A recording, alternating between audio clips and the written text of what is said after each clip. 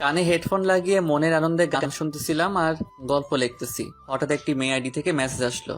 আসসালামু আলাইকুম। আমি কোনো রিপ্লাই দেই নাই, মনে মনে সালামের উত্তরটা নিলাম। মেসেজের রিপ্লাই দেই নাই কারণ আমার অনেক বন্ধু আছে আমার সাথে ফেক আইডি দিয়ে আমার সাথে মজা করে, আর মেয়েদের মেসেজ পেলে ছেলেরা তো পুরাই আকাশে উঠতে থাকে। আমি আবার এইরকম না। আমার পরিচয় তো আপনাদের জানানোই হলো না। আমি ফারহান আহমেদ, এবার ইন্টার সেকেন্ড ইয়ারে পড়ি। আম্মু আব্বুর আদরের দুইটা ছেলে, একটা আমি আর অন্যটা আমার বড় ভাই। আমার বড় ভাইয়ের পড়াশোনা শেষ করে দেশের বাইরে গেছে জব করতে। ভাইয়ার বিয়ের জন্য একটা ভালো পাত্রী খুঁজতেছি। এবারও মনে সুখে গান শুনতেছি আর গল্প লিখতেছি। একটু পর মেয়েটি আবার মেসেজ দিল। কেমন আছেন? জি আলহামদুলিল্লাহ ভালো, আপনি? জি আলহামদুলিল্লাহ ভালো আছি। আপনার কি বেশি অ্যাটিটিউড? কেন হঠাৎ এই কথা বললেন? মেসেজের উত্তর দিচ্ছেন না কেন? একটু কাজে ব্যস্ত ছিলাম। ও, আপনার বাসা কোথায়? রাস্তার সাথে। আর আপনার? ঢাকা। মজা করেন না, বলেন। আমার মজা করতে ভালোই লাগে। ও মা, তাই? হুম। আপনার নাম কি? কোন ক্লাসে পড়েন? আচ্ছা, আপনাকে এত কিছু বলবো কেন? আমরা কি ফ্রেন্ড হতে পারি না? পারেন, কিন্তু ফ্রেন্ডের চেয়ে যেন বেশি কিছু না যায়। ওকে। আচ্ছা, ফ্রেন্ড হিসেবে তো বলতেই পারেন। আমার নাম ফারহান আহমেদ। আর আপনার? আপনার নামটা তো অনেক সুন্দর। আর পাম দিতে হবে না। এবার বলেন আপনার নাম কি? আমার নাম জান্নাত। মেয়েটির নাম তো অনেক সুন্দর, বললে কি বিশ্বাস করবে? আচ্ছা বলি, আপনার নাম তো অনেক সুন্দর, মাশাআল্লাহ। সবাই বলে। তা আপনি কোন ক্লাসে পড়েন? ক্লাস 2 এ। দেখেন, মিথ্যা কথা বলবেন না, মিথ্যা বলা পাপ। আচ্ছা, আমি ইন্টার দ্বিতীয় বর্ষে পড়ি। আপনি কোন ক্লাসে পড়েন?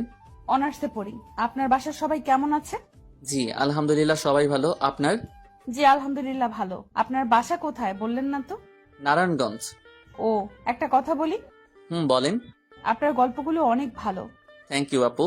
ওই মিয়া, আপু বলেন কেন? ভালো লাগে, আর আপনি তো আমার বড়। এত ভালো লাগতে হবে না। আমি আপনার বড় তো কি হয়েছে, বড় হইলে কি আপু বলতে হবে নাকি? বলতে হবে তো, না হলে আবার লোকে বলবে আমি খারাপ। খারাপ বলুক, তবু আমাকে আপু বলবেন না, ওকে? কেন, আপু বললে কি হবে? আপু। বলছি আপু বলতেন না, তো আপু বলবেন না, বুঝছেন? আর একবার যদি আপু বলেন তাহলে তাহলে কি আপু? জান, আপনার সাথে কথা বলবো না। ওকে, না বললেন। আল্লাহ হাফেজ, ভালো থাকেন। ওই ওই, ফারহান, জি বলেন আপু। প্লিজ আমাকে আপু বললেন না, প্লিজ প্লিজ প্লিজ। এত করে যখন বলছেন, আচ্ছা আপু বলবো না। খুশি তো? অনেক খুশি।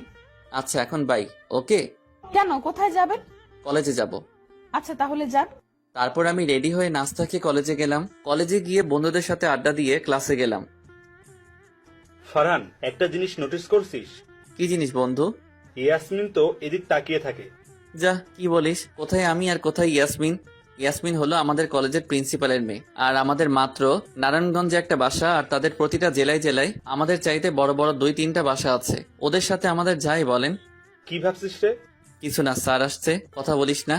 সবার পিছনে বসছি, একটু মজা করব বন্ধুদের সাথে। মেয়েদের এদিক থেকে কে যেন শীষ দিচ্ছে। এই, কে শেষ দিছে? আর একবার যদি পাই তাহলে খবর আছে। এই স্যারের ক্লাসটা ভালো লাগে তাই মনোযোগ দিয়ে শুনতেছি। হঠাৎ আবার কে যেন শীষ দিল। এই, কে শেষ দিছে রে? স্যার, ফারহান শীষ দিচ্ছে, আমি দেখছি। আমি তো শুনে